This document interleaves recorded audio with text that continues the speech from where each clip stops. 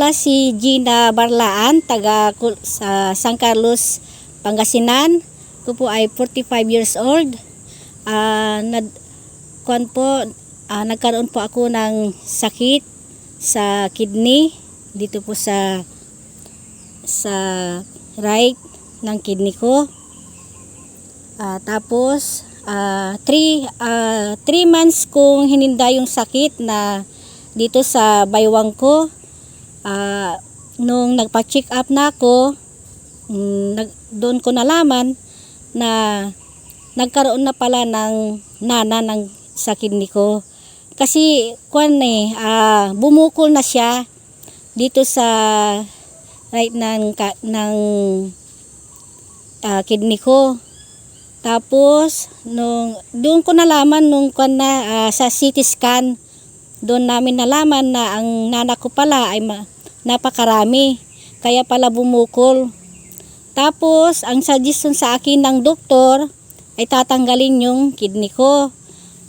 Di natakot po ako doon, kaya another check up na naman kami. Bali 3 doktor yung pinuntahan namin dito sa Pangasinan.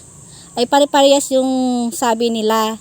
Tapos nung pumunta na kami doon sa Baguio, nagtitik na ako ng maximum na dosage na siya.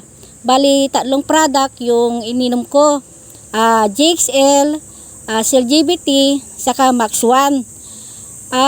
Yung doktor na pinuntahan po namin, sabi niya bakit hindi daw ako kasi sabi niya usually yung ganon nakaratay na, nakahiga. Sabi niya ang lakas-lakas ko.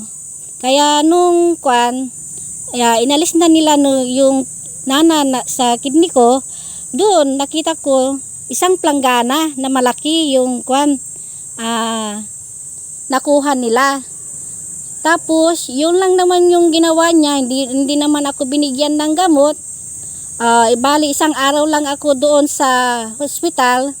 Tapos lumabas na kami kasi hindi na tinanggal yung kidney ko. Kaya dahil sa Max, hanggang ngayon buhay pa ako, saka malakas. Kaya salamat sa Max.